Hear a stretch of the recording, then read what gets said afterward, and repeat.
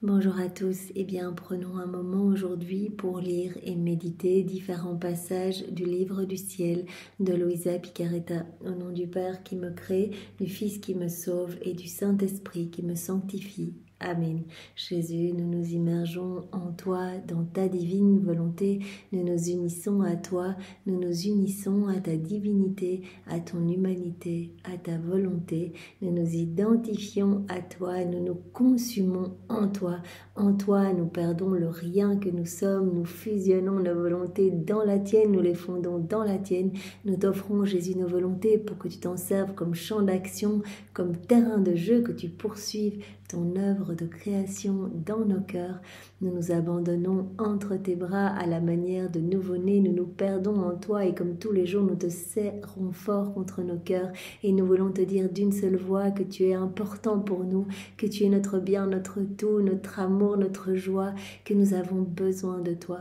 Nous voulons, Seigneur Jésus, t'inviter dans nos cœurs pour que tu t'y établisses, pour que tu y résides, pour que tu y fasses ta demeure définitive, que tu viennes avec ta maman, avec ton Père, avec l'Esprit Saint, avec tout ton royaume, ton trône, tes actes divins, tes attributs divins, tes œuvres divines et que tu fasses tout en nous jusqu'à nos derniers souffles. Oui Seigneur, prends les rênes, les commandes de nos vies, que nos actes ne soient plus des actes humains, mais que tout se fait par toi et soit divin, éternel, rempli de l'infini. Ces actes t'amenant une gloire parfaite, un amour parfait, une adoration parfaite.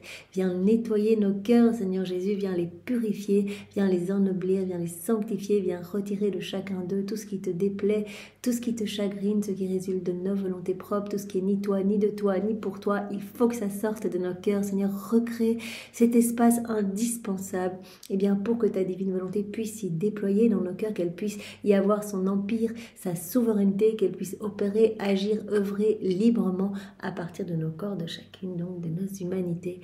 Oui Seigneur, nous t'offrons tout ce qui forme nos vies, nos intelligences, nos pensées, nos émotions, nos affections, nos désirs, nos faiblesses, nos misères, nos volontés, bien sûr, sers-toi de tout comme fondation pour établir ton royaume. Nous ne voulons rien garder pour nous, nous voulons nous offrir totalement à toi et te dire Seigneur que ta volonté soit faite. Nous ne voulons pas essayer de gérer les choses tout seul, nous voulons que ce soit toi qui fasses tout en nous parce que nos vies sont déjà là, magnifiques, parfaites, sanctifiées. Il suffit que nous nous unissions à toi et nous allons décrocher tous ces moments et vraiment nous allons pouvoir te glorifier par chacun de nos mouvements, chacun de nos regards, chacune de nos paroles. C'est ce que nous voulons devenir, ces petites sources de réjouissance pour toi, ces petites sources de joie, ces sourires pour tout le ciel. Nous voulons, Seigneur Jésus, te laisser toute la place. Viens continuer ta vie en nous. Sers-toi de nos corps comme d'humanité de surcroît pour toi, comme d'extension de ta propre humanité. Utilise nos mains, Seigneur, nous te les laissons, nous te les donnons, elles sont à toi. Agis à travers elles. Sanctifie chacun de nos actes. Viens regarder à travers nos yeux. Viens diviniser tous nos regards. Imprime le sceau de ton amour sur chacun d'eux pour que nos frères et sœurs puissent être touchés par ton regard d'amour à travers nos yeux. Viens respirer dans toutes nos respirations, parler à travers nos lèvres, penser à travers chacune de nos pensées. Viens, Seigneur Jésus, marcher dans chacun de nos pas. Viens faire circuler notre sang, viens faire fonctionner nos organes, viens faire battre notre cœur, que ce soit ton sacré cœur qui fasse battre le nôtre, qui batte à l'unisson avec notre cœur et qu'à chacun de ces battements, mais tout comme à chacun de nos mouvements externes, internes, conscients, inconscients, tu puisses recevoir des chants d'amour, de louange, de bénédiction, un hymne de remerciement continuel au nom de tous, Seigneur, à chaque instant. Et nous nous offrons à toi, comme sentinelle d'amour, comme âme réparatrice, pour qu'à chacun de nos micro-mouvements, tu puisses recevoir les actes opposés aux offenses qui te blessent le cœur, qui blessent le cœur de ta maman. Nous voulons tout pallier, réparer continuellement pour tous les péchés des hérétiques, des infidèles, des schismatiques, des sectaires, de ceux qui n'ont plus foi en ta miséricorde ou pas foi en ta miséricorde, ceux qui se débaptisent, ceux qui se détournent de toi, ceux qui te crachent dessus, ceux qui commettent des actes sacrilèges, ceux qui blasphèment, ceux qui saccagent tes églises. Seigneur, nous voulons tout réparer. Nous sommes totalement offerts à toi pour que tu fasses de nous exactement ce que tu souhaites et que tu puisses recevoir de la réparation, de la compensation d'amour à chaque instant par nos vies. Nous voulons à chaque instant, Seigneur, c'est notre souhait, eh bien, te donner toute la gloire, l'amour, l'honneur que tu aurais dû recevoir des âmes si elles n'avaient pas quitté ta divine volonté. Nous voulons te donner la gloire que tu aurais dû recevoir des âmes réprouvées si elles n'avaient pas choisi toutes seules de s'arracher de ton cœur pour aller se perdre. Nous sommes câblés à toi, donc quelle souffrance quand des âmes, eh bien, choisissent de partir. Et vraiment, c'est ce que tu as ressenti lors de cette heure de ta passion, quand tu étais flagellé et tu as vu tous tes lambeaux de chair par terre, toutes les âmes réprouvées qui sont décrochées de toi pour emprunter le chemin de la perdition. Donc Seigneur, vraiment nous entendons réparer pour ces âmes et te donner la gloire que tu aurais dû recevoir de ces âmes si elles ne s'étaient pas détachées de ton cœur. Nous voulons également te donner toute la gloire que tu aurais dû recevoir de tous tes saints dans le ciel si tous leurs actes avaient été accomplis dans ta divine volonté. Et nous voulons te donner toute la gloire que tu aurais dû recevoir de toutes les âmes qui se trouvent au purgatoire. Seigneur Jésus, merci immensément pour tout ce que tu as déjà fait pour chacun de nous. Comme il est bon de te louer et de te remercier, nous pouvons déjà, nous, à notre toute petite échelle, alors qu'on n'en est qu'au début, voir tous les biens et tout ce que tu nous as déjà donné, tout ce travail que tu as déjà opéré en nous, toutes ces grâces dont tu nous as comblé, ces chaînes de grâce que tu as mises en place pour qu'on en soit là où nous en sommes aujourd'hui, à lire les écrits du ciel, à nous en abreuver, à nous en délecter, à nous en réjouir, à mettre en pratique ces vérités que tu nous donnes. C'est encore toi qui nous y aide, Seigneur, c'est toi qui nous donne cet élan pour le faire, parce que tu sais que dans cette mise en pratique, quand nous allons faire nos rondes, que nous allons nous unir à toi dans nos petits actes du quotidien, eh bien tu vas pouvoir nous donner tout ce dont tu rêves de nous combler. Donc il n'y a que dans cette mise en pratique que vraiment tu nous fais grandir à ta ressemblance, que vraiment tu nous fais grandir dans cette sainteté divine et que tu nous combles de tout, tu te sers de tout comme prétexte pour nous donner toujours plus. À chaque acte que l'on fait, tu viens dilater notre cœur pour nous inonder davantage de ton amour. Et tu élargis les frontières du royaume de la divine volonté dans nos cœurs à chaque fois. Donc vraiment, c'est ce royaume qui s'établit de plus en plus en nous et nous travaillons à le faire descendre sur la terre, puisque chaque acte que nous faisons, eh bien, c'est comme une voie supplémentaire, un chemin supplémentaire permettant à d'autres âmes, eh bien, d'accéder à ton cœur, de découvrir, eh bien, ce don que tu veux nous faire, ce don de la vie dans la divine volonté, ce don de cette inséparabilité avec toi. Alors Seigneur, nous sommes là, nous nous offrons à toi et vraiment nous te demandons que notre vie ne soit pas une accumulation de moments perdus, finalement de moments futiles que nous devrons refaire au purgatoire. Nous ne voulons pas cela, nous voulons bien que chaque instant te serve, Seigneur, serve à ta gloire, serve à te ramener des âmes. Nous voulons faire ce que tu faisais sur la terre, c'est-à-dire continuellement, bien tu glorifiais ton Père, tu travaillais à reconnecter tous nos actes déconnectés de ton divin vouloir, à les reconnecter à ta divine volonté et tu nous ouvrais les portes du ciel. Mais donc tu réparais pour chacun de nous, tu refaisais nos vies au prix de terribles souffrances imposées par ta divinité à ton humanité. Nous voulons que tu continues ta vie en nous, donc nous voulons faire ce que tu faisais, c'est-à-dire continuellement te glorifier, à chaque instant te glorifier et te donner l'amour que les autres devraient te donner, continuellement réparé. Et quand tu vas prendre de plus en plus de place en nous, parce que à chaque acte que l'on fait, c'est ta vie qui grandit en nous, donc on te ressent de plus en plus, et donc vraiment, tu nous sensibilises, tu nettoies nos sens, tu désobstrues tous nos sens pour que nous puissions voir ton amour et que nous puissions y répondre et que nous puissions réparer pour nos frères et sœurs qui ne le voient pas. Et vraiment, toi, en vivant en nous, on va ressentir tes yeux dans les nôtres, et donc finalement, nos yeux vont être blessés par ce qui te blesse, Seigneur. C'est comme ça qu'on va être appelé de plus en plus naturellement à réparer, parce que Jésus il va pas regarder des choses affreuses sans être blessé, et donc nous nous allons dans tout ce que nous allons regarder réparer, dans tout ce que nous allons entendre, ce seront tes oreilles dans nos oreilles, Jésus, et nous allons être poussés à t'offrir de la réparation pour toutes les conversations qui ne te glorifient pas, toutes les fois où on fait entendre ou que l'on écoute des conversations qui te blessent, Seigneur, qui blessent ton cœur, des conversations vaines et futiles.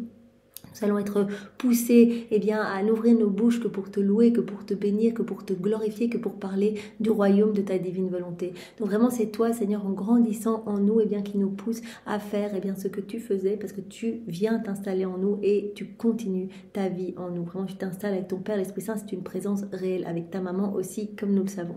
Alors merci Seigneur pour tout ce que tu fais pour chacun de nous, et nous voulons une fois de plus, mais très rapidement, te dire merci pour ton amour manifesté partout à travers la création, dans l'œuvre de la rédemption, dans chacun des sacrements. Nous voyons cet amour, Seigneur, et nous voulons y répondre. Nous voulons nous faire porteuses, être des âmes porteuses de toutes tes œuvres pour les prendre, ajouter nos je t'aime et tout te redonner au nom de tous, Seigneur. Répondre à ton amour, reconnaître ton amour, reconnaître ta paternité divine, Seigneur. Je te demande maintenant, Seigneur, de disposer nos cœurs, nos intelligences pour que nous puissions comprendre ce que tu vas nous donner aujourd'hui. Alors donne-nous, Seigneur, ta sagesse, viens nous envelopper de ta lumière, viens nous donner ton cœur à toi, viens toi-même, Jésus chéri, et viens réceptionner tous ces mots bénis qui sont les tiens dans notre cœur et les graver partout dans toutes nos cellules, que nous puissions y penser continuellement.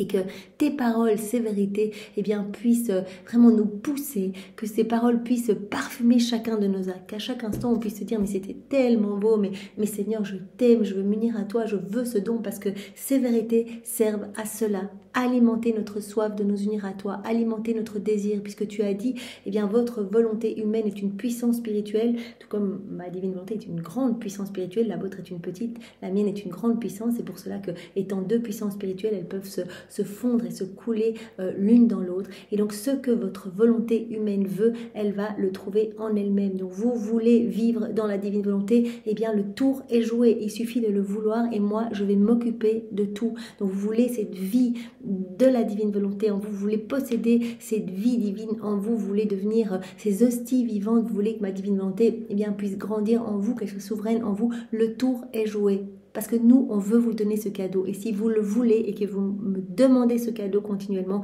au début, je vais vous prêter ma volonté. Et puis, je vais, après une période de test, de constance, comme on l'a vu hier dans cet exemple, comme pour enrôler quelqu'un dans l'armée d'un gouvernement, eh bien, il faut une période quand même, une période de probation, de test. Et puis après, eh bien, la personne, après avoir été loyale, va recevoir un salaire à vie. Voilà. Ne manquera de rien. Eh bien, nous, Jésus nous prête sa volonté, il nous teste aussi dans notre constance, notre persévérance, dans les épreuves. Est-ce que tu es toujours là? Est-ce que tu veux toujours la vie de ma divine volonté? Est-ce que tu veux toujours ma divine volonté que vie? Et si on est toujours là, dans les souffrances, dans les humiliations, Seigneur, que ta volonté soit faite, Seigneur, dans les oppositions, j'accueille tout comme venant de tes mains, je t'aime, merci de me faire grandir à ta ressemblance, merci de venir me partager cette souffrance, vraiment je suis quelque part heureuse que tu m'offres ce cadeau de fiançailles, chaque souffrance étant comme un cadeau d'amour, de prédilection pour nous unir davantage à toi, dans la constance, dans la persévérance, Jésus, tu nous donnes ce cadeau, tu finis par nous donner ce cadeau, vraiment, et acte après acte, chaque acte étant comme une hostie divine, alimentant cette grande vie de l'amour en nous, ta vie en nous, pour que nous devenions nous-mêmes hosties vivantes en fait, que nous soyons des hosties vivantes pour toi Seigneur, que nous soyons pur amour, pure lumière, pour nous unir à toi continuellement et pour directement aller au ciel après notre mort, ne pas passer par le purgatoire, parce qu'on ne pourra s'unir à toi que quand on sera semblable à toi. Tout ce qui est dissemblable à toi devrait être refait au purgatoire. Donc nous avons la possibilité de tout faire ici en vivant dans ta divine volonté, puisque chaque acte est déjà confirmé et que non seulement l'acte que nous faisons est confirmé, mais tu viens refaire aussi tous les actes similaires que nous avons accomplis dans nos volontés propres. Tu viens les refaire, tous ceux du passé. Je bois dans ta divine volonté, je parle, je marche dans ta divine volonté. Cet acte que l'on fait en union avec toi est divin, éternel, rempli de l'infini, magnifique, un soleil amenant des bienfaits dans tous les cœurs, mais toutes les fois où j'ai bu de l'eau, où j'ai marché, où j'ai parlé dans le passé, dans ma volonté propre, tout cela est refait également. Donc petit à petit, ma vie s'illumine, se transforme pour que je puisse devenir cette hostie vivante, pour que je puisse te ressembler complètement, pour que je puisse acquérir cette sainteté, ta sainteté à toi et être totalement comme toi. Voilà, en te laissant toute la place en moi. Donc c'est vraiment très très beau Seigneur, donc dispose-nous et que ce moment fait par toi Seigneur, vraiment c'est ce que nous voulons, nous avons cette ferme intention que même les distractions ne nous retirent pas de cette intention que nous avons de fusionner notre volonté dans la tienne et que tout soit régi par ta divine volonté pour que des milliers d'âmes te reviennent et nous voulons accueillir ces vérités au nom de toutes les générations humaines. Voilà, nous ouvrons grand les oreilles de nos âmes, tout pour accueillir ces mots. Mais au nom de tous, on les reçoit, on les réceptionne, on les mastique, on les digère. Au nom de tous, Seigneur, qu'il s'opère des choses dans les cœurs et que tu puisses être glorifié par le retour de tes enfants, que tu puisses retrouver cette place d'honneur au milieu de tes créatures. Seigneur, c'est vraiment ce que nous voulons et que plus aucune âme ne se perde. Nous te donnons nos vies à cette intention, Seigneur, que plus aucune âme ne se perde et que tu puisses vraiment retrouver le sourire. Alors, nous allons invoquer l'Esprit Saint avant de commencer. Viens, Esprit Saint, viens, par la puissante intercession du cœur immaculé de Marie, ton épouse bien-aimée. Viens, Esprit d'amour, Esprit de feu, Esprit de joie, Esprit de force, Esprit de paix. Nous avons besoin de toi, Esprit Saint, Esprit de vérité. Nous ne savons pas prier. Viens, par la puissante intercession du cœur immaculé de Marie, ton épouse bien-aimée. On ne sait rien faire du tout. On est néant. On a besoin de toi, Esprit Saint. Viens, par la puissante intercession du cœur immaculé de Marie, ton épouse bien-aimée. Esprit Saint, nous te demandons de nous embraser chacun, de venir nous visiter chacun là où nous sommes, pour que nous puissions être des témoins, que nous puissions être brûlés pour l'amour de Dieu, que nous puissions être brûlés par cet amour et devenir vraiment pur amour pour annoncer cette merveilleuse nouvelle de la venue du royaume de la divine volonté.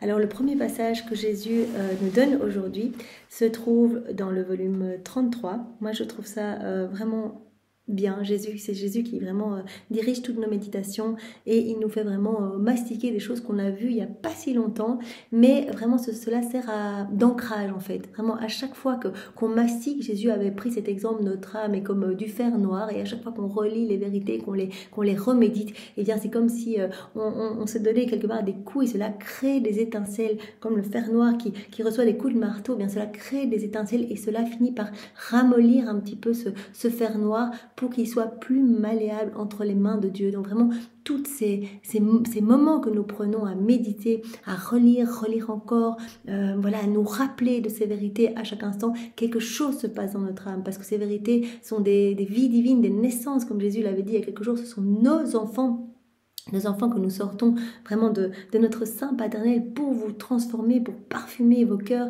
Chacune de nos vérités a cette vertu créatrice, donc quelque chose se crée en vous, cette vertu illuminatrice, transformatrice, cette vertu nourricière. Vous êtes nourris, vous êtes abreuvés, il se passe des choses absolument merveilleuses et ces vérités veulent donner le bien qu'elles contiennent en fait. Chaque fois un bien et à chaque fois un cadeau dans chacune des vérités que l'on reçoit, si l'on accueille, si l'on digère, etc. Donc c'est vraiment magnifique de prendre le temps que ces vérités puissent descendre dans notre cœur pour qu'elles puissent prendre vie en nous. Parce que vraiment, en les digeant, si on lit très vite comme ça et qu'on lit tout le livre en 2 jours, ou un livre en 2 jours, quelque part, il y aura cette régurgitation. Il faut prendre le temps puisque c'est si important et que chaque mot est béni. Et que Jésus a quelque chose à nous donner dans chacune des vérités. Il nous parle de quelque chose, il ne fait pas que nous enseigner comme ça. Il ne fait pas que nous parler de choses qu'on n'atteindra jamais, qu'on n'aura jamais. Sinon ce serait vraiment déprimant. On lirait, on dirait mais c'est trop magnifique, je veux ce cadeau et on n'arriverait pas à l'avoir. Jésus dit non, tout ce dont je vous parle, je vous le donne en même temps. Je vous parle de l'obéissance, je place dans votre cœur la semence de l'obéissance, je vous parle de la pureté d'intention, je vous parle de la simplicité, la divine spontanéité. Je vous donne tout cela en même temps. Et au plus vous allez lire, etc., au plus cela va grandir en vous, cela va se former en vous. Cette vie de sainteté, cette vie de prière, cette vie d'amour, cette vie d'obéissance, etc. Cela va grandir en vous par la mise en pratique, par ces vérités reçues, mâchouillées, digérées, etc. Donc c'est vraiment très très beau. Alors ce passage que nous allons voir ensemble, on se situe, donc comme je l'ai dit, à la date du 4 mars 1934, donc dans le volume 33.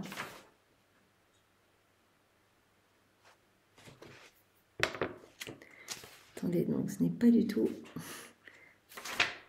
Ah oui, non, c'était pas du tout celui-là. Donc c'était le 11 mars 1934. Donc je passe un petit peu le début, mais dans tous les passages que nous allons voir aujourd'hui, Jésus nous montre la beauté des âmes vivant dans la divine volonté. Donc ces âmes qui deviennent les porteuses de toutes les œuvres divines, qui deviennent porteuses de tout et de tous. Et ces âmes qui deviennent ces hosties vivantes, et chacun de leurs actes est une hostie. Il y a 10 actes, 10 hosties dans le ciboire, c'est la même chose. Donc chaque acte étant une vie divine, alimentant cette grande vie divine en nous. Donc Jésus va nous montrer vraiment que l'âme vivante dans la divine volonté est magnifique et se laisse vraiment travailler par les mains divines. Alors il va faire une grande différence entre l'âme qui vit dans la divine volonté et celle qui ne vit pas dans la divine volonté. Alors il dit, voilà, l'âme qui ne vit pas dans la divine volonté, si jamais elle est en état de grâce, elle va être comme le temple de Dieu. Mais alors, il explique que si on ne vit pas dans la divinité, on peut être en état de grâce, le temple de Dieu, mais ça va être un temple qui va être exposé au péril, aux ennemis, aux passions, etc. voilà, l'âme essaye toute seule eh bien par l'exercice de vertu, etc., eh bien de devenir meilleure.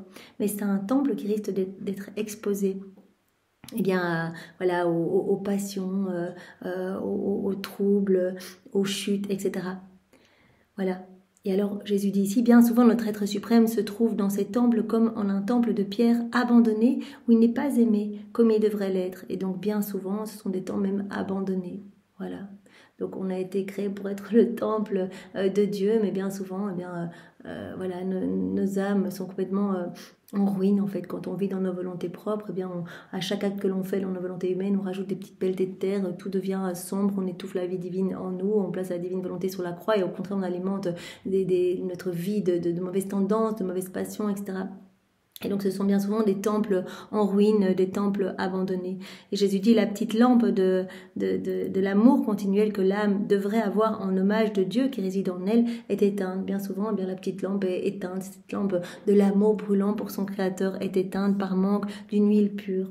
Et si cette âme devait tomber dans un péché grave, notre temple va s'écrouler et l'âme est occupée par des voleurs et des ennemis qui la profanent et se moquent d'elle.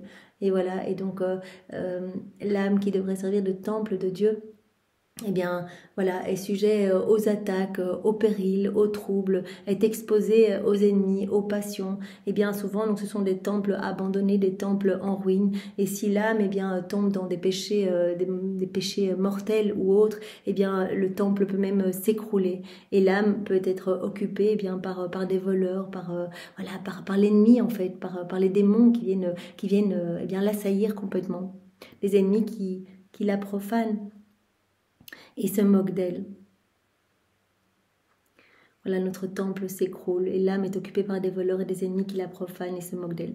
Tandis que l'âme qui vit dans la divine volonté, elle n'est pas sujette à être attaquée. Jésus nous a dit, quand une âme vit dans la divine volonté, je la garde dans mes bras. Et à chaque acte qu'elle fait, elle érige cette palissade de lumière qui non seulement la protège elle, mais me protège moi aussi. Donc à chaque acte que l'on fait, eh bien, nous sommes davantage unis en fait par ces chaînes de lumière avec notre Créateur, et les démons ne peuvent plus nous attaquer parce que à chaque acte que l'on fait, c'est la lumière de Dieu qui sort de notre humanité. C'est sa chaleur, c'est son amour qui sort de nous, et les démons ont peur de cette lumière et donc sont contraints de s'éloigner. Donc on est riche comme cette palissade et les démons ne peuvent pas nous attaquer, donc ils vont essayer de nous perturber un petit peu de loin en essayant de nous attaquer via des personnes de notre entourage, mais ils ne pourront pas nous atteindre nous.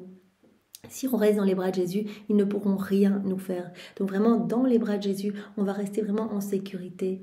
Et alors Jésus dit, voilà, il y a cette différence pour l'âme qui vit dans la divine volonté. Non seulement elle va être hostie pour moi, mais c'est Dieu qui va se faire le temple de cette âme. Dieu va se faire le temple de cette âme. Et donc elle ne sera... Voilà, Dieu qui est temple de l'âme, eh bien ce temple ne sera pas exposé au danger. Les ennemis ne peuvent pas s'en approcher. Les passions s'éteignent et l'âme dans ce temple divin est comme la petite hostie qui porte Jésus en elle. Et avec l'amour éternel qu'elle en retire, l'âme est nourrie et devient la petite lampe vivante qui toujours brûle sans jamais s'éteindre. Donc vraiment, elle va aimer son Créateur et bien avec cet amour divin, l'amour même de Dieu. Donc elle a toujours cette petite lampe allumée. La créature est elle-même hostie et en fait c'est Dieu qui se fait temple de l'âme. Donc l'âme qui vit dans sa volonté propre, ne vit pas dans la divine volonté, eh bien peut être en état de grâce un temple pour Dieu, mais bien souvent, comme Jésus l'a dit, temple en ruine, temple abandonné, temple qui s'écroule, temple envahi par l'ennemi, etc. Tandis que l'âme qui vit dans la divine volonté, c'est Dieu qui se fait temple pour l'âme.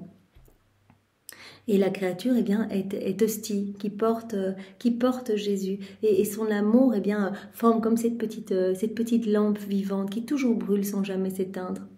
Ce temple occupe un poste royal et l'âme est notre gloire et notre triomphe. Et que fait la petite hostie dans notre temple? Cette petite hostie, donc la créature qui vit dans la divine volonté, qui devient hostie vivante, qu'est-ce qu'elle fait? Elle prie, elle aime, elle vit de la divine volonté et elle prend la place de mon humanité sur la terre. Donc je viens continuer ma vie en elle. Et elle occupe mon poste de souffrance. Je viens continuer mes souffrances en elle. Elle accepte tout comme venant de mes mains. Elle appelle toutes nos œuvres pour lui faire cortège. La création, la rédemption, elle les fait toutes siennes et elle leur commande. Donc voilà, tout lui appartient à cette âme qui vit dans la divine volonté. Donc elle va être la porteuse de toutes nos œuvres divines. Voilà, elle va tout prendre pour nous donner de l'amour au nom de tous, pour nous donner toute la gloire que les éléments créés auraient dû nous donner s'ils avaient été investis, doués, dotés de raison. Elle va nous donner la gloire au nom de tous. Elle va reprendre eh bien, tous mes actes que j'ai faits lors de mon passage sur la terre, les actes de ma maman accomplis dans la divine volonté. Elle va tout faire sien, puisque tout lui appartient, pour tout nous redonner avec ses je t'aime. Elle se fait vraiment la porteuse de toutes nos œuvres. Elle les place toutes comme une armée autour de son acte de prière, d'adoration et de glorification, mais elle se tient toujours à la tête pour faire faire à nos œuvres ce qu'elle veut qu'elles fassent. Et elle termine toujours par son petit refrain que nous aimons tant, que votre volonté soit connue et aimée, qu'elle règne et domine dans le monde entier. Donc elle va faire parler les éléments de la création, donc on sait très bien que tous les éléments sont régis par la divine volonté, donc qui est à l'œuvre en chacun d'eux, et donc elle s'unit à la divine volonté, elle lui tient compagnie, elle suit tous ses actes à travers l'œuvre de la création, la rédemption, dans les sacrements, et elle prête sa voix aux éléments pour dire honneur et gloire à mon Créateur. Que ta volonté soit faite, elle place partout les paroles du Notre Père. Elle peut, comme Louisa, eh bien, elle prenait tous les éléments avec elle au pied du trône de l'Éternel pour dire voilà, je t'aime au nom de tous. Donc elle prêtait sa voix aux éléments pour glorifier la Trinité et pour demander l'avènement de ce royaume si saint. Et elle faisait de même en prenant eh bien, les pas de Jésus, ses prières, ses réparations, ses peines, ses battements de cœur, ses mouvements, les prières de Maman Marie, ses larmes, etc., son amour, ses actes. Elle prenait tout, puisqu'on est propriétaire de tout. Dans la divinité, on peut tout prendre. Nous pouvons faire de même, puisque Louisa eh bien, est notre chef de file, elle nous enseigne. On peut tout prendre, on ajoute nos je t'aime, on offre tout à la Trinité pour demander que cet amour soit redoublé, renouvelé dans nos cœurs, mais également dans tous les cœurs, et que vienne eh bien, ce royaume d'amour sur la terre. Toujours son petit refrain que nous aimons tant. Que votre volonté soit connue et aimée, qu'elle règne et domine dans le monde entier, de sorte que les désirs, les soupirs, les intérêts, les sollicitudes et les prières de cette petite hostie qui vit dans notre temple divin, c'est que notre fiat embrasse toutes choses, éloigne tous les maux des créatures, et que par son souffle tout-puissant, il occupe son poste dans le cœur des créatures pour se faire la vie de toutes. Donc cette créature qui vit dans la divine volonté, Jésus dit, cette petite hostie qui vit dans notre temple divin, c'est ça, hein, c'est vraiment le rien qui se perd dans le tout, en fait, qui se perd en Dieu, qui s'enclôt en Dieu, et c'est le tout qui s'enclôt dans le néant, qui vraiment prend son plaisir à s'enclore dans la faiblesse humaine. Et cette petite hostie vivant eh bien, dans notre temple divin, comme dit Jésus, eh bien, elle ne veut qu'une chose, notre gloire. Elle ne veut qu'une chose, eh bien, c'est que notre fiat embrasse toutes choses, éloigne tous les maux des créatures, et que par son souffle tout-puissant, il occupe son poste dans le cœur des créatures pour se faire la vie de toutes. Elle ne veut qu'une chose, l'avènement du royaume, et que la divine volonté eh bien, soit possédée par tous ses frères et sœurs eh bien, comme vie. Que la divine volonté eh bien, puisse être souveraine dans chaque cœur, qu'elle puisse opérer dans chaque cœur. C'est ça que Jésus nous dit dans différents passages. L'âme qui vit dans la divine volonté, il n'y a pas de perte de temps ou de recherche d'intérêt personnel. Il n'y a pas de recherche d'intérêt personnel, il n'y a pas de supplication. Seigneur, tu peux me donner une grâce. On a tout dans la divine volonté. On est propriétaire de tout, donc on ressent cette plénitude de tout. Au plus on avance, au plus on fait nos actes, au plus on va ressentir cette plénitude de bonheur, de sainteté, de force, de tout. Tout nous est donné. Donc on ne va pas demander une petite chose. On accueille tout et ce que l'on veut, c'est que tous puissent recevoir, accueillir ce don. C'est un don, ce n'est pas méritoire. Que tous puissent accueillir ce don, être heureux et se laisser transformer par les mains divines. On se rend bien compte que la vie dans la divine volonté, c'est le miracle des miracles, c'est le prodige des prodiges. Il n'y a rien de plus magnifique. Il n'y a rien qui puisse apporter plus de joie à la Trinité. C'est le plan de Dieu de toute éternité, que l'homme vive dans la divine volonté et possède la divine volonté comme vie. C'est ce qu'on souhaite. On veut ce que Dieu veut, on veut que Dieu soit heureux, on veut que tous ses enfants lui reviennent. On sait très bien que dans la divine volonté, tous les hommes seront debout, seront revêtus de ce manteau royal. Tous les hommes auront leur regard fixé vers le ciel, se réjouiront, seront en bonne santé, etc. C'est ce qu'on veut. On veut que tous puissent reprendre cette place royale, faire partie de cette famille royale. Que tous puissent être heureux en fait. Y a-t-il une chose plus belle, plus sainte, plus importante et plus utile au ciel et sur la terre que ce que fait cette petite hostie qui vit dans notre temple? De plus, notre amour use de tous les stratagèmes pour la créature qui vit dans notre volonté. Il se fait petit et s'enferme dans son âme afin d'y former sa vie. Donc l'amour de Dieu qui s'enferme dans l'âme qui vit dans la divine volonté pour y former sa vie. Voilà, on sait très bien que l'amour grandit en nous.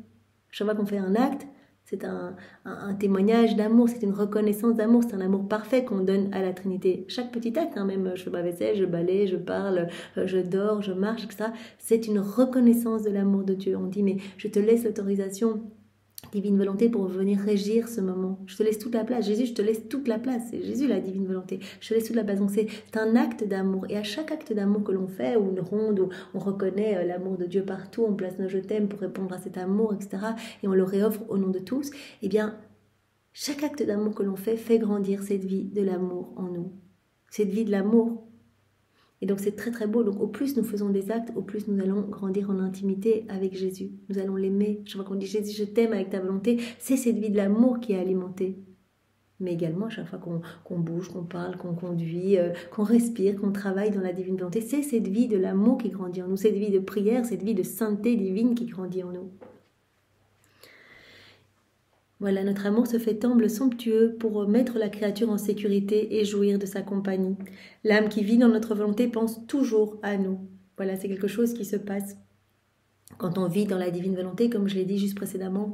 Voilà, notre cœur va être tourné vers le ciel. Jésus va vraiment nous détacher des choses de la terre, nous donner cette sainte indifférence pour les choses du monde.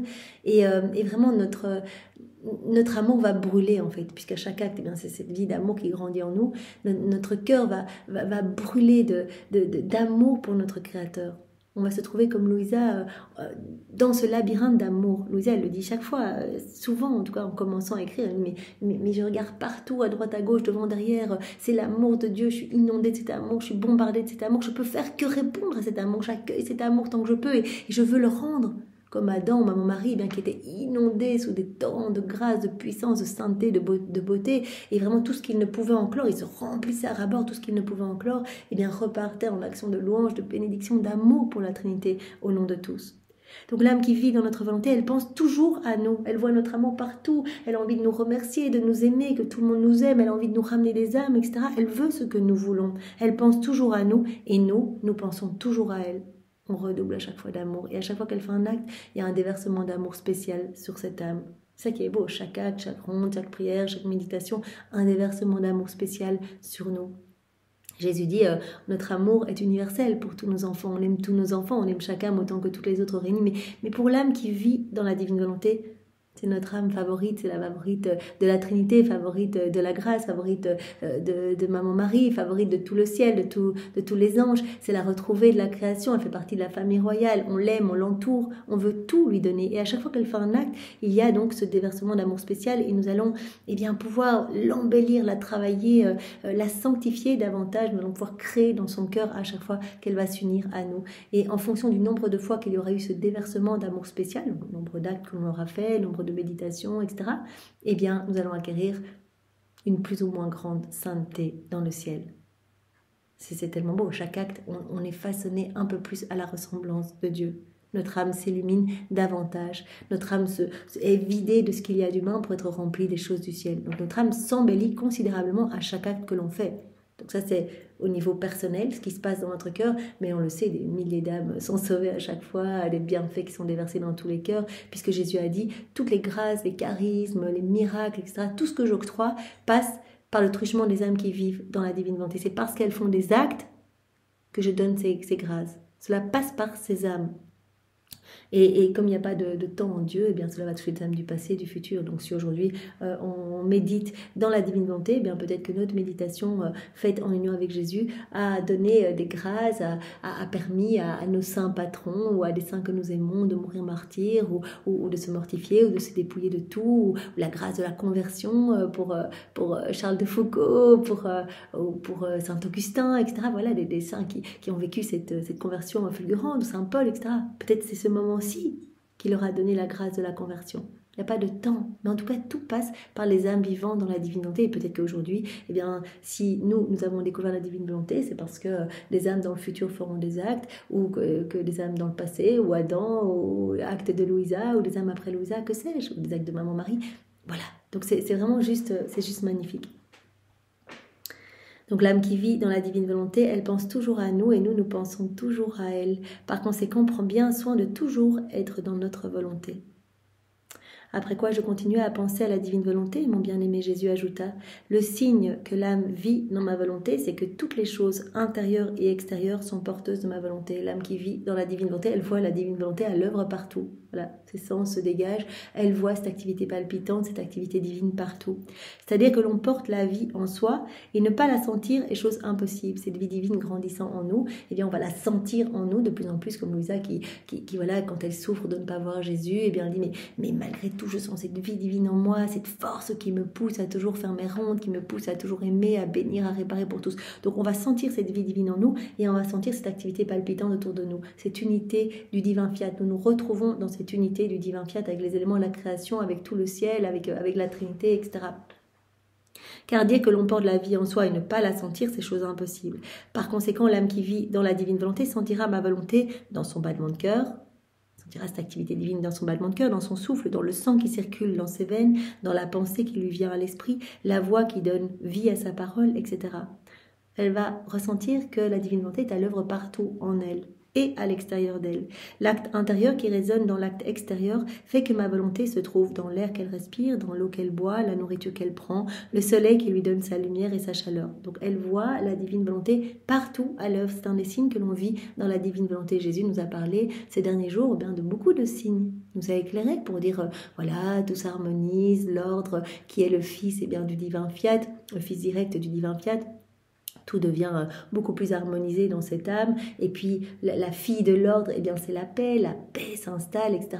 Et puis, voilà, ce besoin de donner, plutôt que de demander, ce besoin de penser aux autres, vouloir que tous les autres puissent recevoir ce cadeau, ce détachement des choses de la terre, cette élévation de l'âme. Et Jésus dit ici, et puis c'est aussi les sens qui sont totalement nettoyés et la voix, la divine volonté à l'œuvre partout. La voix de plus en plus. Voilà, et nous, là où nous en sommes, à notre petite échelle, on voit que cela a changé par rapport à avant. On commence à remarquer l'amour de Dieu partout. La divine volonté qui travaille dans les vagues, dans le soleil, etc. Nous sommes poussés à les tenir compagnie à la divine volonté, à faire nos rondes, nos actes. Cela devient de plus en plus facile, de plus en plus naturel. Au plus la divine volonté grandit en nous, au plus elle nous pousse, puisque elle, c'est l'infatigable travailleuse. C'est un acte incessant, un mouvement continuel. Et donc, elle va nous pousser dans ce mouvement à aller mettre nos je t'aime et nos bénédictions et notre amour partout. Donc, on va voir la divine volonté dans l'eau que l'on boit. Parce que l'eau ne pourrait pas nous abreuver si la divine volonté ne régissait pas l'eau dans le feu qui nous réchauffe. La divine volonté nous donne cette chaleur, etc. Dans les éléments extérieurs, dans la nourriture qu'elle prend, dans le soleil qui lui donne la lumière et sa chaleur, elle voit la divine volonté à l'œuvre partout. Bref, l'intérieur et l'extérieur se donnent la main et forment la vie de ma volonté dans ses actes. La vie ne se forme pas par un seul acte, mais par des actes continuels et répétés. Donc elle voit l'amour de Dieu partout, elle y répond par ses rondes, par ses actes. Elle fait grandir cette vie divine en elle. Comme dit Jésus, une vie ne peut pas se former par un seul acte. Donc il faut cette continuité. C'est pour cela que Jésus dit tout le temps à Louisa, continue, fais tes actes. Et si tu oublies, et ça il s'adresse à nous à travers elle, si tu oublies de faire tes actes en raison de faiblesse, de négligence ou de peut-être des circonstances extérieures, je viendrai quand même pallier si je vois que ton intention est pure et que tu veux vraiment recevoir ce cadeau de la vie dans la divine volonté. Je viendrai pallier. Pourquoi? Parce que c'est pas une œuvre que je forme, c'est ma vie que je forme en toi. Il ne peut pas y avoir d'interruption. Une vie, elle doit être nourrie continuellement. Comme notre corps doit être nourri, cette vie divine, elle doit être nourrie continuellement. La vie ne se forme pas par un seul acte, mais par des actes continuels et répétés. Dans ma volonté, tous nos actes sont présents comme en un seul acte, et la créature entre dans la puissance de nos actes présents et fait ce que nous faisons. Voilà, elle va se retrouver partout, inséparable de la divine volonté, inséparable de son créateur. Au plus on fait des actes, au plus on rentre dans cette inséparabilité, on se trouvera partout. La divine volonté est à l'œuvre. On va se retrouver dans le soleil, dans l'immensité des cieux, avec la divine volonté qui opère dans la mer, dans le vent, etc. On se trouvera partout où la divine volonté est à l'œuvre, mais également dans les mains de chaque prêtre qui consacre l'hostie avec Jésus, dans chaque hostie consacrée, partout, chaque sacrement avec Jésus, etc. Partout où la divine volonté est, on sera avec, puisqu'on devient inséparable de la divine volonté. Elle est investie donc de notre force créatrice par notre amour qui grandit toujours. Elle comprend que c'est réellement pour elle qu'il fait toutes choses. Oh, combien elle aime son créateur. Donc vraiment, elle va avoir ses sens qui vont s'ouvrir, son intelligence qui va se dégager. Elle va comprendre que tout a été fait par amour pour elle. Elle rentre dans les secrets divins, elle est invitée à la table d'honneur, elle est sacrarium céleste. Et comme dit Jésus, à chaque acte que tu fais dans la divinité, c'est une petite visite que tu nous rends. Tu viens te jeter dans nos bras, on ne va pas te laisser partir à jeun. Donc on te donne une nouvelle connaissance de nous, une nouvelle connaissance sur la divine volonté. Et donc tu vois de plus en plus notre amour. Tu en as de plus en plus de connaissances et vraiment tu le ressens, notre amour. Tu vois cet amour partout. Et donc cette créature investie de notre force créatrice, voilà, qui se laisse remplir de plus en plus de divin, eh bien, va comprendre que c'est réellement pour elle que tout a été fait, que Dieu a fait toutes choses. Oh, combien elle aime son Créateur et elle veut tout faire pour lui. Donc il y a cet amour, en fait, la créature qui vit dans la divine volonté, elle acquiert voilà, cette jalousie divine quelque part. On a envie de tout faire pour Dieu, de tout lui redonner, de lui donner de l'amour au nom de tous, etc. On a envie de le glorifier à chaque instant. Elle veut tout faire pour Dieu. Par contre, pour la créature qui vit en dehors de notre fiat, tout ce que nous avons fait est considéré comme chose du passé, faite pour tout le monde et pas simplement pour elle. Quand on vit dans nos volontés propres, on ne voit pas tout cet amour. On a l'impression que c'est fait, voilà, ce que Jésus a fait il y a 2000 ans, c'est fait pour tout le monde dans le passé, etc. Mais on ne se rend pas compte que tout est toujours en acte de se donner et que chaque chose a été faite pour nous. Voilà, pour nous personnellement, c'est un amour pour nous, que cet amour nous poursuit à chaque instant, nous assaille de partout. Donc l'âme qui vit dans sa volonté propre, qui vit en dehors de notre fiat, eh bien pour elle, tout ce que nous avons fait est considéré comme chose du passé, est faite pour tout le monde et pas simplement pour elle. Par conséquent, l'amour n'est pas éveillé en elle, elle dort, elle demeure comme en léthargie avec un amour distant et non en acte. Voilà, elle n'a pas un amour en acte, elle ne répond pas à cet amour, elle n'accueille pas cet amour, elle n'y répond pas puisqu'elle ne le voit pas. Voilà, donc elle est dans cette léthargie, c'est pas la première fois que Jésus utilise ce mot, léthargie, l'endormissement en fait, c'est vraiment un endormissement. Et quand Jésus, au jardin de Gethsémani, a vu ses apôtres endormis, je pense qu'il devait nous voir endormis voilà, à travers ses apôtres qui se sont endormis plusieurs fois, et bien il devait nous voir vraiment dans cet état de léthargie en fait, complètement obscurci, obstrué à ne pas avoir son amour, à nous endormir dans les choses de la terre, etc. Endormi. Et donc vraiment, c'est ça que Jésus nous montre, vraiment cette différence entre l'âme qui vit dans la divine volonté, qui vraiment devient une hostie vivante pour son Créateur, et Dieu se fait le temple de cette âme, ou bien l'âme qui ne vit pas dans la divine volonté, qui peut au mieux en état de grâce eh bien être temple de Dieu, mais comme Jésus nous l'a dit souvent, temple abandonné, temple qui s'écroule, temple qui est assailli par les ennemis, par les voleurs, etc. Si l'âme est en état de péché grave, eh bien c'est un temple qui tombe en ruine complète. Souvent, eh bien la petite lampe de l'amour eh bien n'est pas alimentée par une huile pure, et donc elle s'éteint, etc. Donc l'âme qui vit dans la divine volonté peut vraiment être une âme consolatrice, une âme qui aime, qui répare pour tout, qui se fait la porteuse de toutes les œuvres divines, qui se fait la porteuse de tout et de tous pour son Créateur, et qui va continuellement réparer, louer, bénir au nom de tous ses frères et sœurs. Par conséquent, la différence entre la créature qui vit dans ma volonté et celle qui vit en dehors d'elle est si grande qu'il n'y a pas de comparaison possible. Aussi, sois attentive et remercie-moi pour le grand bien que je t'ai fait en te faisant savoir ce que signifie la vie de ma volonté. Eh bien oui, Jésus, nous répondons directement à cette demande que tu fais à Louisa, de te remercier. Seigneur, nous te louons, nous te bénissons pour ce cadeau de la vie dans la divine volonté. Nous sommes si reconnaissants que tu nous aies fait naître après Louisa pour avoir accès à toutes ces vérités sublimes qui nous travaillent le cœur au quotidien, et nous voulons vivre dans ta divine volonté. Seigneur, c'est vraiment notre intention ferme, et nous ne voulons que cela. Tu peux tout nous retirer, mais donne-nous ce cadeau de la vie dans la divine volonté. Alors je voulais partager avec vous, puisque vraiment dans ce passage-ci très beau, Jésus dit un signe que l'on vit dans la divine volonté, c'est qu'on voit l'amour de Dieu partout, c'est qu'on voit la divine volonté à l'œuvre partout en nous, à l'extérieur de nous. Alors cela m'a fait directement penser à Maman Marie, eh bien, qui, voilà, quand elle est envoyée au temple, donc le 15e jour donc, de ce livre, La Reine du Ciel dans le royaume de la divine volonté, Marie est envoyée au temple comme vierge consacrée à ses 3 ans, et elle explique eh bien, que dans sa petite vie au temple, voilà, elle accomplissait les tâches les plus basses, comme nettoyer le sol, etc. Mais elle le faisait avec un amour immense, et tout était alimenté par vraiment les joies du ciel, parce qu'elle voyait la divine volonté voilà, opérante partout. Voilà, dans le petit son de la cloche qui l'appelait, elle entendait vraiment la divine volonté qui l'appelait. Donc elle accueillait tout comme venant des mains de Dieu. Maman Marie, c'est vraiment notre modèle, notre guide. Donc nous allons lire ce très court passage pour vraiment nous réchauffer le cœur et nous montrer que c'est vraiment important de nous laisser travailler par les mains de Dieu pour que nos sens se dégagent et que nous puissions tout accueillir comme venant des mains de notre Créateur, tout accueillir comme vraiment étant la volonté de Dieu pour nous faire grandir en sainteté, cette sainteté divine. Donc c'est le 15e jour et donc c'est Marie qui parle à Louisa et qui dit « Ma fille, écoute-moi maintenant, je me suis enfermée dans le temple. Le Seigneur en a voulu ainsi pour que sa divine volonté étende son règne à chacune de mes actions. Le Seigneur l'a voulu pour me faire préparer par mes actes humains le terrain et donner le ciel qui devait se former sur ce terrain de la divine volonté à toutes les âmes consacrées à lui. Moi, j'étais très attentive à tous les devoirs qu'on avait coutume de remplir en ce lieu saint. J'étais sereine avec tous, je ne causais aucun souci, ni ne dérangeais personne. Je me soumettais aux services les plus humbles. Soumise, elle accueille tout. Vous voyez, dans notre vie, on n'a pas à se rebeller si on nous demande de faire quelque chose. Seigneur, tu l'autorises. Voilà, je prends cette demande que l'on me fait de faire cette tâche peut-être ingrate, comme un appel de ta divine volonté. Voilà, tu veux travailler mon humilité, j'accueille cet appel avec joie et amour. Je me soumettais aux services les plus humbles, balayer ou laver la vaisselle, rien ne me rebutait. N'importe quel sacrifice était pour moi un honneur, un triomphe. Mais tu veux savoir pourquoi? Je ne regardais rien. Pour moi, tout était divine volonté.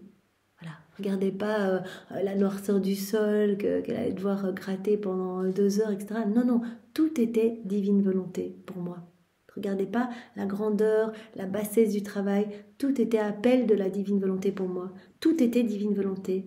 Ainsi, la petite cloche qui m'appelait était-elle pour moi le fiat. J'entendais dans le son de la clochette l'appel mystérieux du vouloir divin. Alors mon cœur se réjouissait et je courais pour aller là où le fiat m'appelait. Ma règle, c'était la divine volonté.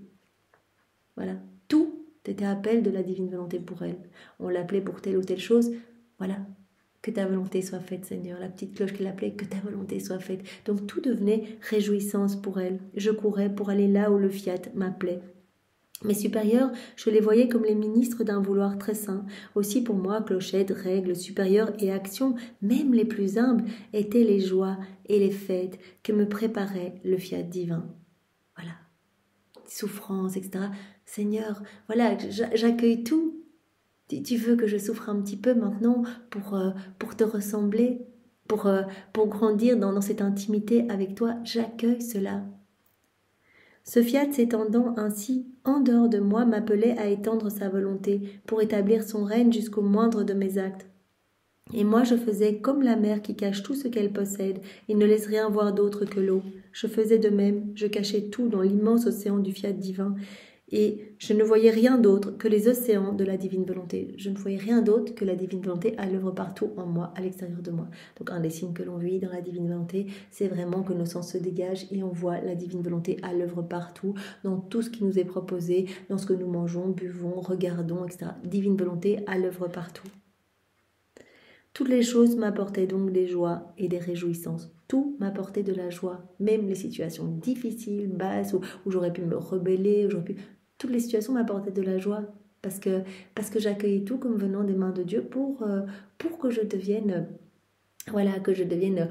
plus belle, etc. Pour que mon âme soit travaillée davantage. Ah ma fille, dans toutes mes actions tu courais toi aussi, ainsi que toutes les âmes. Je ne savais rien faire sans ma fille, c'était vraiment pour mes enfants que je préparais le règne de la divine volonté. Ah, si dans tous les lieux de sanctification, les âmes consacrées au Seigneur enfouissaient tout dans la divine volonté, donc je crois qu'on peut étendre ça à toutes les familles, en fait partout, c'est un conseil que Marie nous donne, elle dit mais si dans les couvents, les personnes, les âmes consacrées pouvaient tout enfouir dans la divine volonté, combien ces âmes pourraient se sanctifier rapidement. Mais cela est applicable pour chacun de nous. Enfouissons tout dans la divine volonté, accueillons tout comme venant des mains de Dieu. Voyons la divine volonté à l'œuvre partout, dans tout ce que nous sommes appelés à faire, etc.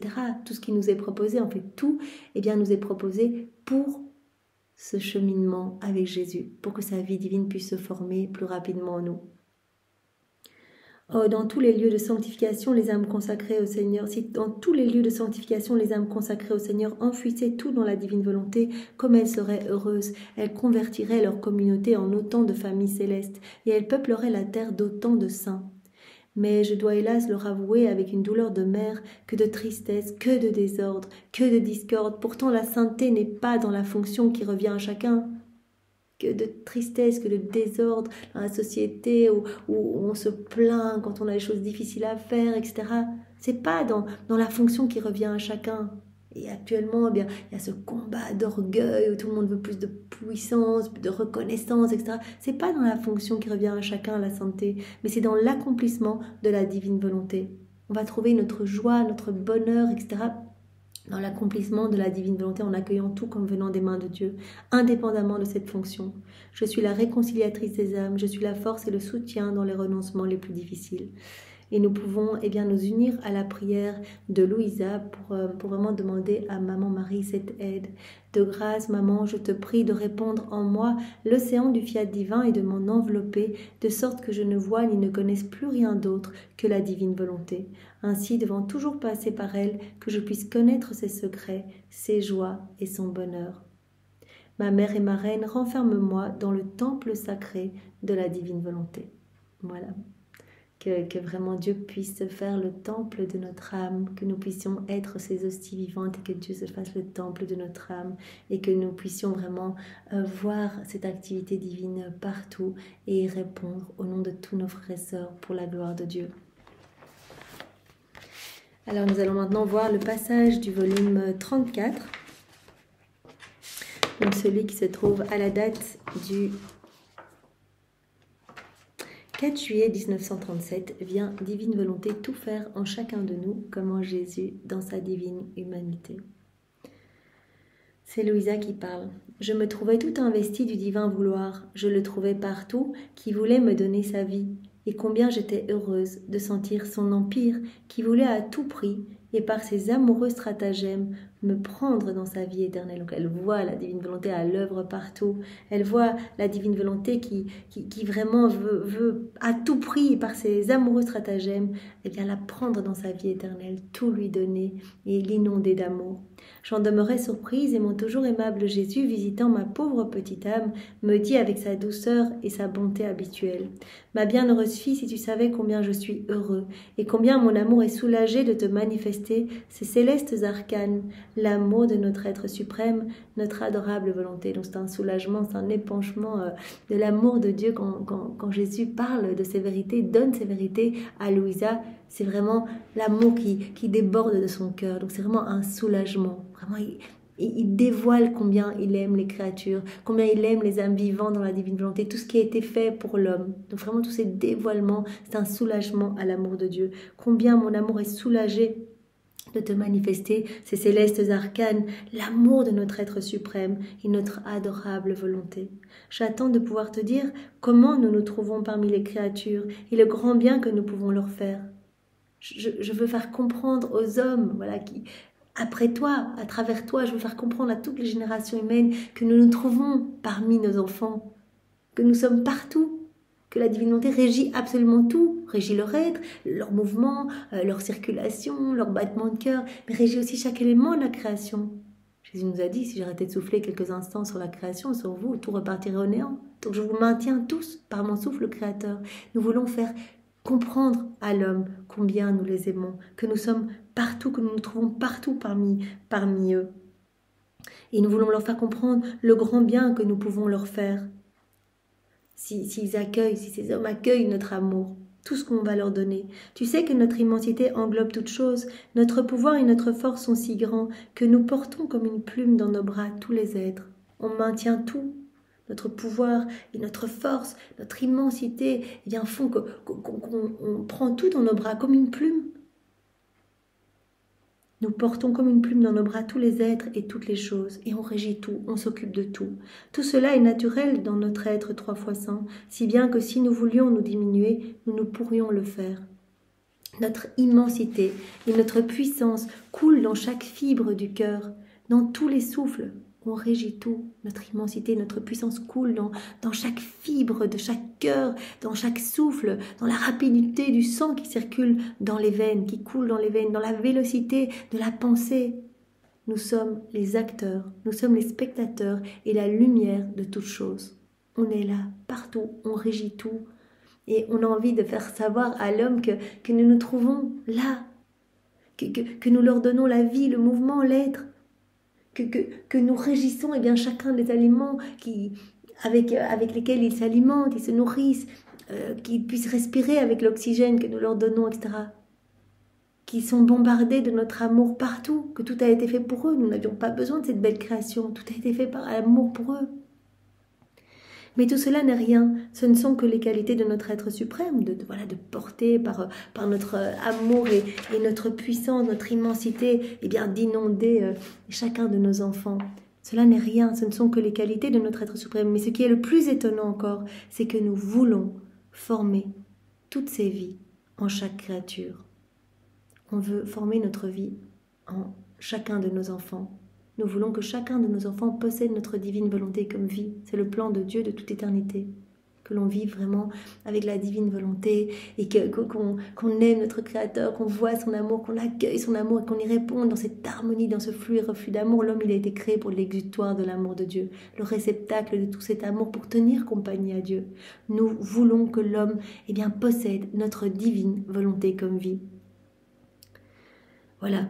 Ce qui est plus étonnant, c'est que nous voulons former toutes ces vies en chaque créature. C'est une œuvre divine que d'avoir la vertu de pouvoir former autant de vies divines que de créatures à qui nous avons donné le jour. Nous voulons que chaque créature soit un petit Dieu, que chaque créature nous ressemble parfaitement, la ressemblance se manifestant dans l'agir. Les créatures sont à nous, elles ont été créées par nous.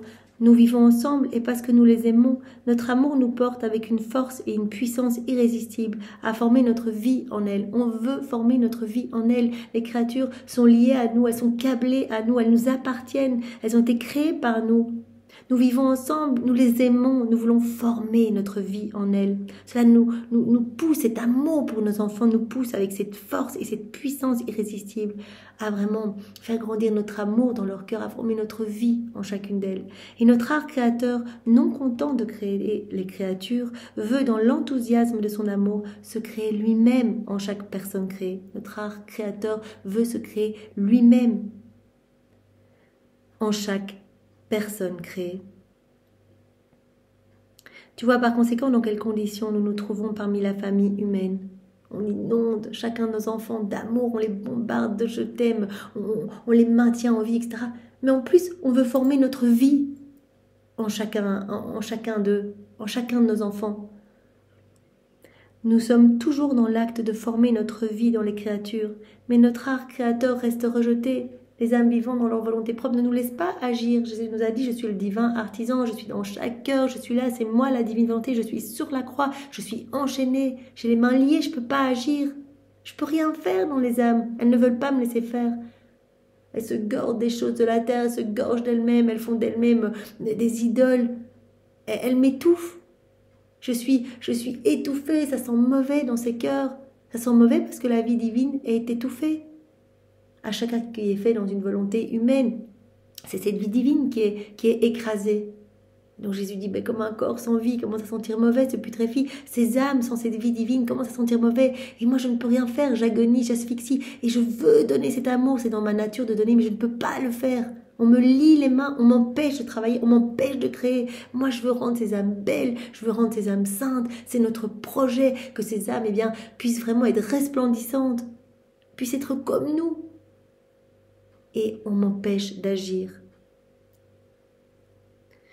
Notre acte créateur reste rejeté et suffoque sans pouvoir continuer notre divine création.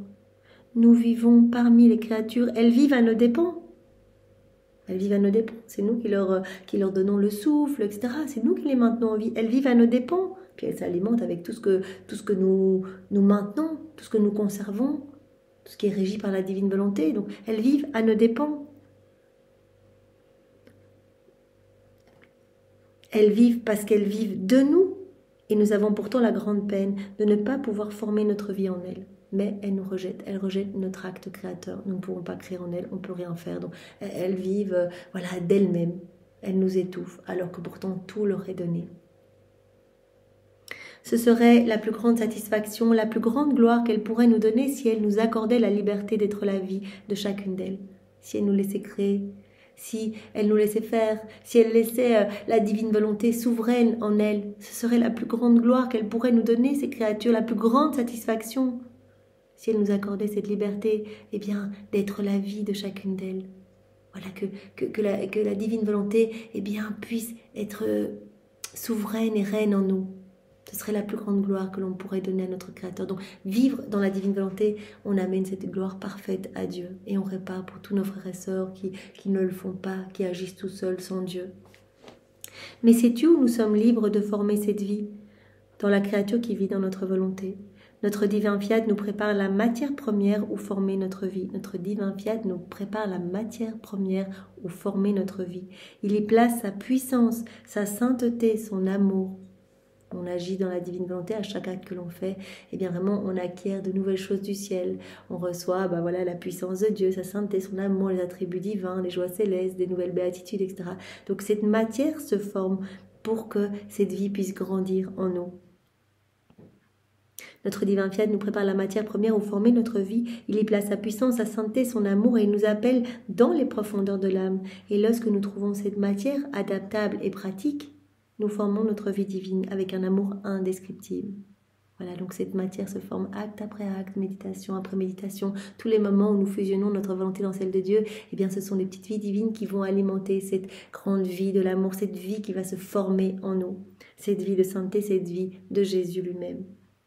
Nous la formons, cette vie divine, et nous l'élevons avec délice. Nous développons notre art créateur autour de cette céleste créature et commence alors la chaîne de prodiges. Chaîne de prodiges. Elle va être sous un ciel ouvert et elle va recevoir des grâces à n'en plus finir, de l'amour à n'en plus finir. Chaîne de prodiges pour cette créature qui s'abandonne, qui fond sa volonté dans celle de Dieu, qui laisse Dieu, qui laisse son Créateur tout régir en elle. Elle va posséder son Créateur. Voilà, Dieu s'installe dans cette âme, la Trinité s'installe réellement, donc prend de plus en plus de place dans cette âme. Notre volonté travaille et elle devient la porteuse de tous et de toutes choses. La créature va devenir la porteuse, comme on l'a vu dans les passages précédents, la porteuse de tous et de toutes choses. Si elle pense, elle nous apporte les pensées de tous et se fait la suppléante et la réparatrice de toutes les intelligences humaines. Voilà, je pense dans ta divine volonté, Seigneur, je le fais au nom de tous. Mes pensées vont être investies de cette puissance créatrice parce que j'unis mes pensées aux tiennes, donc mes pensées vont être toutes sanctifiées et je le fais au nom de tous. Donc je répare, je me fais la suppléante et la réparatrice de toutes les intelligences humaines déconnectées de toi, qui ne te glorifient pas, toutes ces pensées mauvaises qui ne sont pas tournées vers toi ou qui t'apportent du chagrin, Seigneur. Je répare, je me fais la réparatrice, la suppléante de toutes les intelligences humaines. Juste en pensant dans ta divine volonté. Si la créature parle, si elle travaille, si elle marche, elle porte les paroles, les œuvres, les pas de chacun. Je parle dans ta divine volonté, Seigneur, directement, je unis mes paroles aux tiennes, mes paroles vont être investies de cette puissance créatrice, mes paroles vont être divinisées, spiritualisées, je parle au nom de tous. Je répare par là même pour toutes les paroles mauvaises qui ne te glorifient pas, les paroles vaines, les blasphèmes, les cris de malédiction, de vengeance, etc. J'agis dans la divine volonté, j'unis mes mains aux tiennes, sanctifie mes actes et ceux de tous les hommes et je te fais réparation pour tous les actes qui ne sont pas faits pour toi, Seigneur, les actes pécamineux, mauvais, déconnectés de ta divine volonté. Je marche dans ta divine volonté, j'unis mes pas aux tiens, divinise chacun de mes pas et ceux de tous les hommes et je te fais réparation pour tous les pas qui ne marchent pas vers toi, qui ne marchent pas vers des âmes à te ramener. Donc l'âme qui vit dans la divine volonté, elle se fait la porteuse de tous et de toutes choses. Tout ce qui est fait dans la divine volonté est fait au nom de tous et pour tous. Voilà, ce que je vais faire, je vais le faire au nom de tous mes frères et sœurs qui ne le font pas. Donc j'apporte de la gloire à la Trinité, j'apporte de l'amour à la Trinité, j'accueille tout cet amour de Dieu qui a été rejeté par mes frères et sœurs. Je l'accueille, mes frères et sœurs de toutes les générations, et j'y réponds au nom de tous. Je vais à la messe dans ta divine volonté, je vais à la messe au nom de tous, je m'agenouille au nom de tous, je te prie au nom de tous, je suis consacrée avec toi, Seigneur, et je te recouvre de ton amour au nom de tous. J'accueille ton absolution au nom de tous. Je fais pénitence au nom de tous. Vous voyez? Donc on se fait vraiment, eh bien, l'âme porteuse, eh bien, de tous nos frères et sœurs, en fait, et de toutes choses, en fait. La création elle-même lui fait cortège, donc comme on a vu dans le passage précédent, donc l'âme qui vit dans la divinité est aussi porteuse de toutes les œuvres divines, donc de chaque élément de la création. La création elle-même lui fait cortège et la fait porteuse du ciel, des étoiles, du soleil, du vent et de toutes choses. Tout m'appartient, je fais tout mien, j'ajoute mes je t'aime et je viens répondre à cet amour. Donc je viens avec tous les éléments créés au pied du trône de l'Éternel pour louer, bénir au nom de tous ceux qui ne remercient pas et pour demander l'avènement du royaume. Elle n'oublie rien, elle nous apporte l'hommage, la gloire de toutes nos choses créées et même l'hommage du doux chant des petits oiseaux. Honneur et louange à toi, Trinité très sainte, pour tous ces éléments créés. Je vois l'activité divine dans chacun de ces éléments. Je vois cette activité palpitante. Je vois ta divine volonté à l'œuvre. Je lui tiens compagnie. Je unis mes actes aux siens pour que mes actes et les siens ne fassent qu'un. Je me fais la porteuse de toutes ces œuvres, en fait, pour redonner cette gloire que les hommes n'ont pas donné également la gloire que ces éléments créés auraient dû donner, s'ils avaient été, comme je l'avais dit précédemment, dotés de raison. Dieu n'a pas donné la raison aux éléments créés. Pourtant, s'il avait donné la raison aux éléments créés, il aurait reçu une gloire inimaginable à chaque instant. Et nous sommes les seuls à être dotés de raison. Et nous devons donc prêter nos voix aux éléments créés, nous faire vraiment porteurs de toutes les œuvres de Dieu pour amener de la gloire au nom de tous à la Trinité. Cette créature n'oublie rien, elle nous apporte l'hommage, la gloire de toutes nos choses créées et même l'hommage du doux chant des petits oiseaux. Donc on remercie ce qu'on voit autour de nous. Voilà, quand on se balade, on dit « Oh merci Seigneur, je place mon je t'aime sur toutes les feuilles. Je viens tenir compagnie à ta divine volonté qui travaille dans le soleil. Je viens placer mon amour, je remercie, je vois au nom de tous, je réponds à cet amour au nom de tous. Je place mes actes d'adoration, de bénédiction, au nom de tous mes frères et sœurs. » Comme elle possède la vie de celui qui l'a créée, elle fait de tout cela notre couronne. En fait, toute chose a le désir d'être apportée par celle qui possède la faculté de parler, afin que pour chaque chose, elle puisse dire l'histoire d'amour pour laquelle chacune a été créée par son Créateur. Alors on amène toutes ces choses créées, donc on se fait vraiment l'âme porteuse de toutes ces choses créées pour prêter notre voix à ces éléments, pour que vraiment nous puissions dire l'histoire d'amour pour laquelle chacune de ces choses créées est sortie du sein de son Créateur. A été faite par Dieu, a été créée par son Créateur. Ainsi, celle qui possède notre volonté acquiert aussi notre jalousie d'amour. Donc c'est ce qu'on avait dit vraiment dans les passages précédents, les passages introductifs. Elle acquiert notre jalousie d'amour. Elle va vouloir travailler uniquement pour Dieu. Elle voit l'amour de Dieu. Elle veut y répondre. Elle est inondée par cet amour. Elle veut y répondre au nom de tous. Et cela va occuper toutes ses journées, comme Louisa qui faisait ses rondes du matin au soir, du soir au matin. Elle n'a les yeux tournés que vers la Trinité. Elle a cette jalousie d'amour. Elle veut ramener toutes les âmes à Dieu. Elle veut que tous puissent posséder la divine volonté comme vie pour que la Trinité puisse avoir de la joie et puisse voir l'œuvre de la création achevée. Nous voulons tout pour elle et en toute justice parce qu'il n'y a rien que nous ne lui ayons donné. Et c'est donc avec justice que nous voulons tout. On veut tout lui donner à cette créature. Elle aussi, saisie par notre folie d'amour, veut tout avoir afin de pouvoir tout nous donner. Voilà, on lui donne tout, les propriétaires de tout, et elle veut tout avoir, donc elle va continuellement faire ses rondes pour essayer de porter tout en elle, pour tout redonner à la Trinité. Elle va aller à la chasse des actes accomplis par la divine volonté pour les faire siens, pour ajouter ses je t'aime et pour tout redonner à la Trinité. Pareil, dans l'œuvre de la rédemption, on va prendre tous les actes de Jésus, tous ses mouvements, toutes ses paroles, etc., ses miracles, ses prières, on prend tout, on fait tout nôtre, on ajoute nos je t'aime pour tout offrir à la Trinité au nom de tous. On prend de son amour, on le réoffre à la Trinité, on prend l'amour de Maman Marie, on l'offre à la Trinité, on prend le sang, les plaies de Jésus, on offre à la Trinité. Voilà, pour demander vraiment l'avènement du royaume. Donc, on ne peut rien refuser à cette créature. Nous lui donnons tout, nous voulons tout pour elle. Elle, saisie par notre folie d'amour, elle veut tout avoir, elle accueille tout, elle reçoit tout, elle est propriétaire de tout. Elle veut tout prendre, elle veut tout avoir pour pouvoir tout nous donner. Parce que l'âme qui vit dans la divine volonté ne se tourne que vers le ciel et elle veut continuellement glorifier la Trinité. Elle veut tout nous donner et jalouse, elle veut tout nous apporter afin de pouvoir nous dire pour tous et pour toutes choses créées son petit mot d'amour. Elle veut placer son petit je t'aime sur tout. Elle veut vraiment traquer notre amour partout. Donc la divine volonté, elle œuvre partout, tous les actes de la divine volonté, elle veut les suivre pour y placer ses petits je t'aime au nom de tous, pour nous glorifier davantage. Et elle veut remettre en mouvement, voilà, tous les moments, par exemple, de la vie de Jésus, de la vie de Marie, on peut les remettre en mouvement dans la divine volonté pour y placer nos petits je t'aime et les réoffrir au Père au nom de tous. Par conséquent, celle qui vit dans notre volonté ne reste jamais seule. Elle est d'abord avec son Créateur, avec qui elle est toujours en compétition d'amour. Donc elle reçoit, elle donne, voilà, elle accueille tout cet amour, elle le fait sien, elle place ses je t'aime, elle redonne tout à la Trinité. Donc elle est jamais seule, elle est toujours avec son Créateur, en compétition d'amour, en rivalité d'amour, vraiment dans ce doux flux et reflux d'amour. Elle est avec tout le ciel, avec tous les éléments créés, ça on le sait également. Voilà, elle est toujours avec son Créateur, avec qui elle est toujours en compétition d'amour pour savoir comment ils peuvent tous deux s'aimer plus. Et de toutes les choses qui l'entourent, elle se fait la porteuse vers celui qu'elle aime et qui, étant amour infini, veut voir dans la créature toutes les choses converties en amour, par amour pour lui. Donc, et elle se fait la porteuse de toutes les œuvres de Dieu. Vraiment pour convertir tout en amour, par amour pour son Créateur. Mettre ses je t'aime partout, au nom de tous ses frères et sœurs.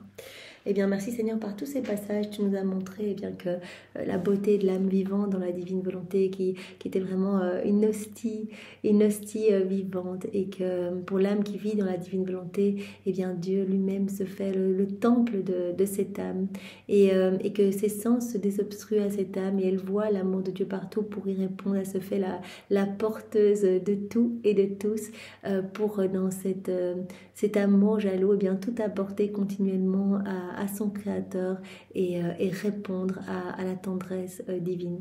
Alors je voulais terminer par petite prière de Louisa qui se trouve dans l'heure de la Passion que je viens de faire, c'est-à-dire la 4e heure de la Passion de Jésus, l'institution de l'Eucharistie et le lavement des pieds. Et donc vraiment à la fin, donc dans les réflexions de cette heure, Louisa, elle demande vraiment d'être cette hostie vivante, et chacun de nos actes, nous savons bien, sont des petites hosties, et toutes ces petites hosties, tous ces petits actes de vie divine alimentent cette grande vie de l'amour pour que nous devenions pur amour pour le Père, que nous soyons nous-mêmes ces hosties vivantes. Alors terminons par cette prière, donc nous nous unissons à Louisa pour t'offrir cette prière au nom de tous. Seigneur Jésus, que tout ce que je dise, que tout ce que je vais faire, soit une incessante consécration de toi en moi et dans les âmes. Incessante consécration de toi en moi et dans les âmes. Pour chacun de mes actes, chacun de mes mouvements, chacune de mes paroles, chacun de mes regards. Que tout soit une incessante consécration de toi en moi et dans les âmes. Ma douce vie, quand tu viens en moi, fais que chacun de mes désirs, chacune de mes affections, chacune de mes pensées, chacune de mes paroles puisse ressentir la puissance de ta consécration sacramentelle, de sorte que mon pauvre petit être étant consacré, je devienne autant d'hosties pour pouvoir te donner aux âmes. Voilà, je veux devenir autant d'hosties pour te donner aux âmes en fait. Jésus, mon doux amour, que je sois ta petite hostie pour pouvoir enfermer en moi comme une hostie vivante tout toi-même. Donc voilà, gardons cette image en tête, que nous sommes vraiment ces hosties vivantes, comme une hostie, parce qu'elle ne peut pas faire autrement, mais elle accueille Dieu complètement, le corps, l'âme, la divinité de Jésus, elle accueille tout. Puissions-nous nous laisser complètement remplir par Dieu en fait, ne pas mettre de résistance, on doit tout accueillir en fait. Voilà, être comme le réceptacle complet de l'amour de Dieu, en fait, que l'on puisse être rempli complètement du tout, complètement. Voilà, et il n'y a que dans l'anéantissement le plus complet, en voyant notre néant et notre petitesse, en nous abandonnant entre les mains de notre doux Jésus, que nous allons nous faire capacité. En étant néant, nous pouvons accueillir le tout, parce que le néant ne peut jamais être séparé du tout. C'est vraiment ce que nous pouvons dire à Jésus. Jésus, je suis néant, je suis rien du tout, je ne sais rien faire sans toi, mais avec toi je peux tout, parce que le néant, veut rester toujours lié au tout. Remplis-moi de toi, Seigneur, et viens tout faire en moi, que ma vie puisse être une offrande éternelle d'amour et de gloire pour toi, Seigneur. Merci Seigneur. Seigneur, pour te remercier de ces différents passages, nous t'offrons le cœur de ta maman, nous t'offrons ses baisers, ses caresses, nous t'offrons son immaculée conception. et nous t'étreignons avec, avec ses bras, nous te serrons fort contre nos cœurs. Sois loué, béni et glorifié au nom de tous. Au nom du Père et du Fils et du Saint-Esprit. Amen. Belle journée à tous. Au revoir, soyez tous bénis.